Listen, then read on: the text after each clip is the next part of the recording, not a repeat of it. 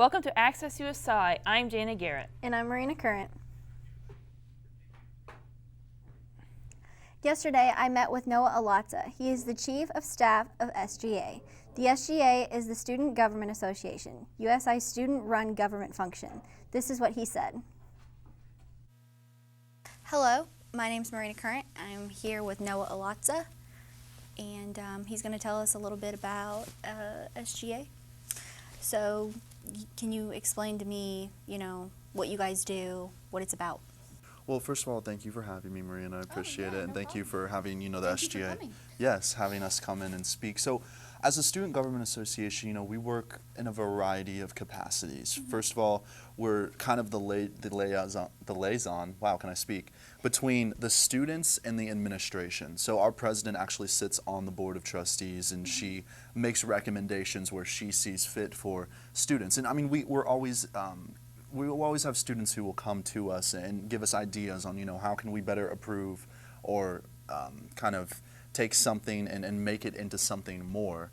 For example, a couple years back, we added some new furniture to the liberal arts building. We're always trying to figure out what do students need the most and where can we be of assistance in that aspect.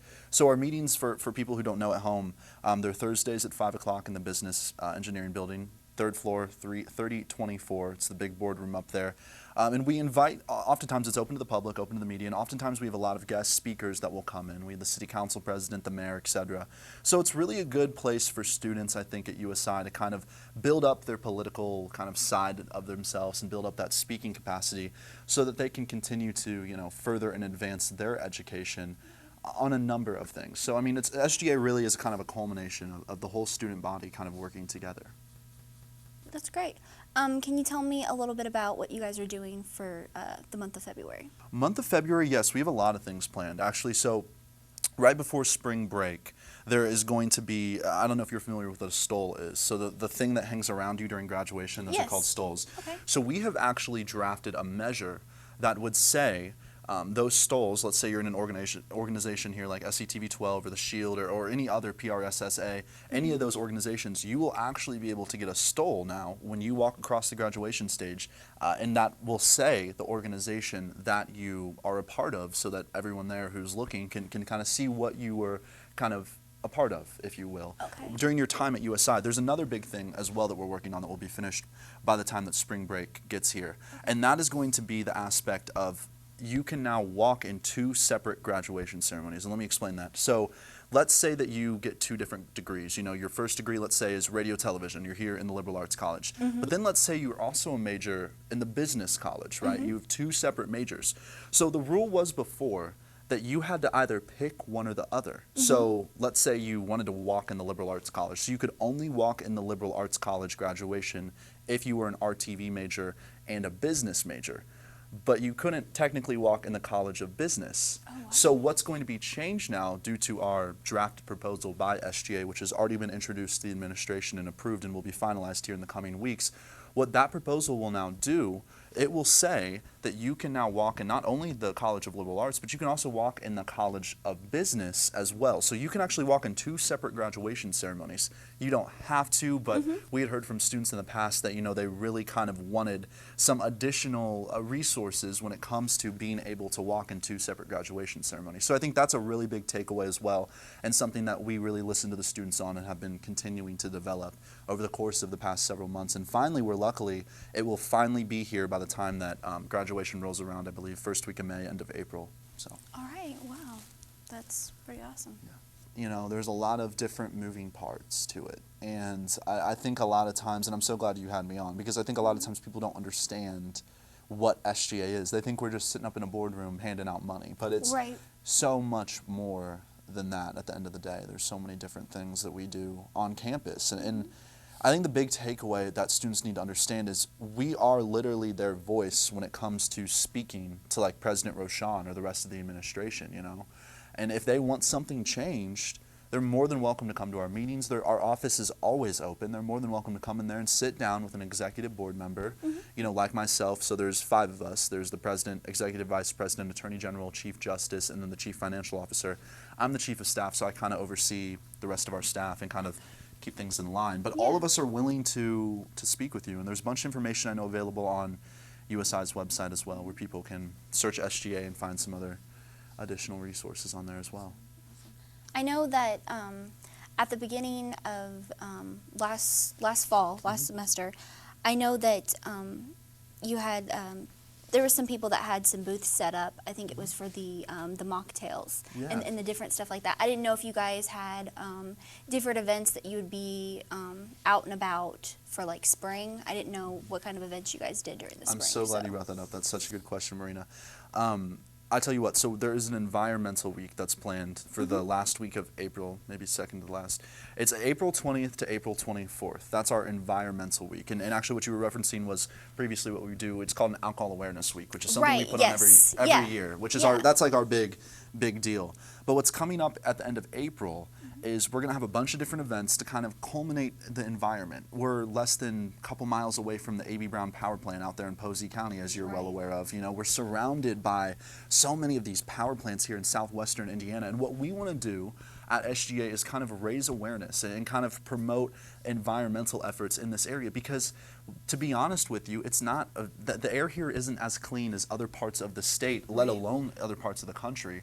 So I think by doing that, and we'll come out in the next several weeks, and I'm sure I'll be back here to talk to you about it, with a list of events and things that we have planned for that week. I know we actually have an AVP of Assistant Vice President of Environmental Affairs who his entire job is literally to oversee this 1 week. And then the other big thing we have going on too are elections, right? You can vote, all students, open to any student on this campus, they can vote for who they want to see to be the next president of SGA next year. And that is for all of those positions. Any representative, they must get voted in as well. So that is coming up, I believe, April 6th through the 10th is when voting will be open for that. Environmental Week, though, as I just mentioned, that actually takes place after our last meeting, which is April 17th. So we'll be all wrapped up, but we'll still be out during finals, et cetera, and still out there talking to students as well. So SGA really does never stop. We're always working, even through the summer months, et cetera, and we're looking forward to another great year next year. We've got to wrap up the semester. I'm sure everyone, we're in that time of the semester where everyone's just ready to get going. Yes. But, yes. So. All right. Well, I think that pretty much wraps everything up. Thank you again for coming. Thank you for having me. I appreciate it. A Coffee and Careers chat happened at USI today. Holiday World representatives showed up to talk to students about potential career opportunities. Students came up to talk about jobs and internships with Holiday World. The representatives stressed that it was important to take job opportunities and expressed a desire to see more people stepping up to do so. If you would like to take part in another Coffee and Careers chat, keep an eye on your MyUSI in the coming weeks. We'll be on with the weather after the break.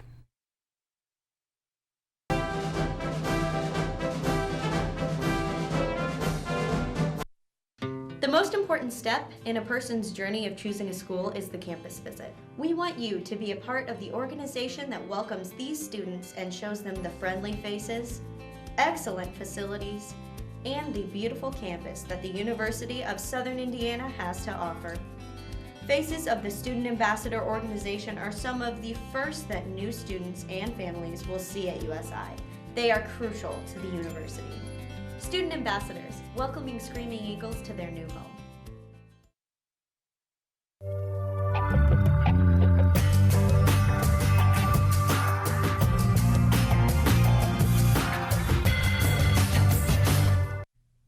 And welcome back. I'm Cameron Ellis with a look at your Access USI weather forecast.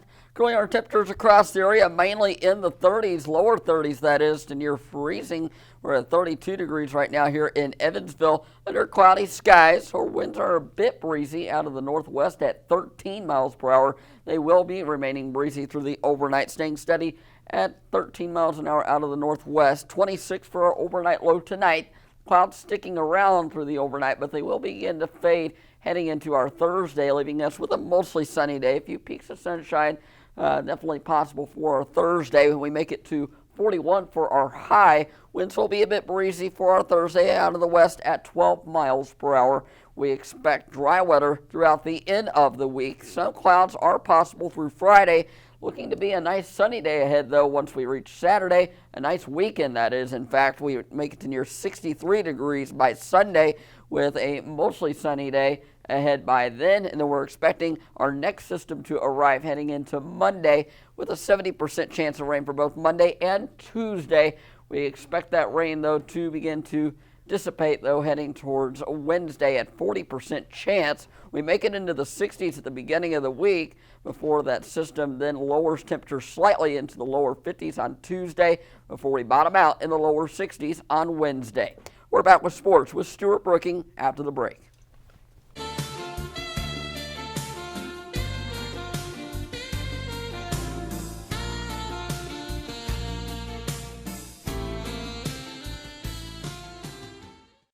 I'm Chase Evans. This semester we had a really big Smash tournament, we had a really big Rocket League tournament, and then we've kind of been trickling with some Fortnite and bouncing between a few games. The Southern Indiana Esports Association is your place to get connected with other students around campus. And we hope next semester to go even harder, especially with introducing new games and getting more people involved. The Southern Indiana Esports Association. Come out and play.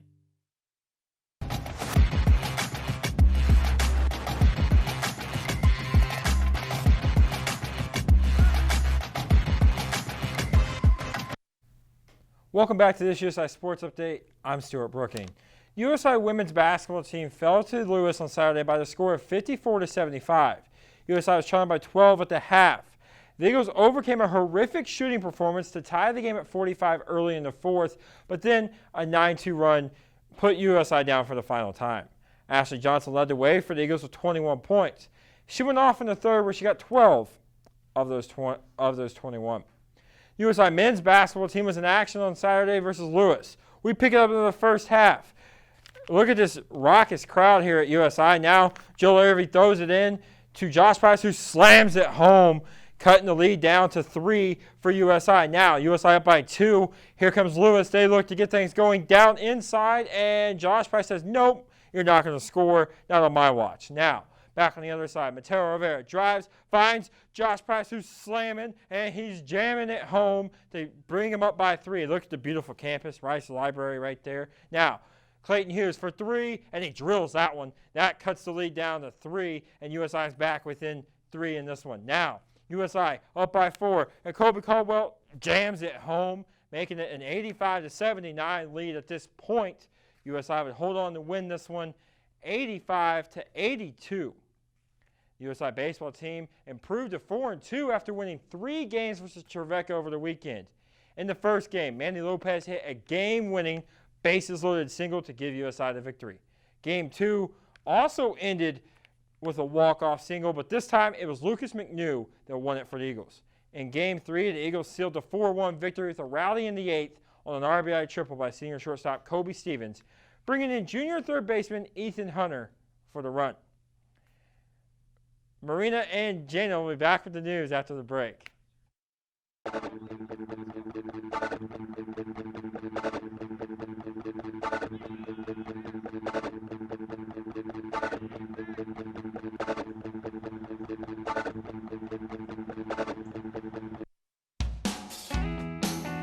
Being a student isn't easy. That's why grabbing every chance to have some fun is important. And it's never been easier than with Cinema USI. On Thursdays and Saturdays, you can come by, sign in with your student ID, and enjoy a free new movie. Get your free popcorn, free drink, and a chance to win cool prizes before the movie starts. After you've won your prize, just sit back and enjoy the film. Cinema USI. Film for free. A service dog was returned to his rightful owner. CNN reporter Donna Coachman has more. I'm so glad to have my guide dog back, my friend, and my eyes. Today, Kevin Coachman is keeping his service dog, Luca, a little closer, just hours after the safe return of the purebred German Shepherd who was taken 3 days ago. He feels great. He was very hungry and thirsty when he drank a whole pail of water, so I know he was kind of thirsty. Coachman has been praying for Luca to come home. Kevin, who became completely blind a few years ago after he was shot multiple times during a carjacking, was paired with Luca since last year.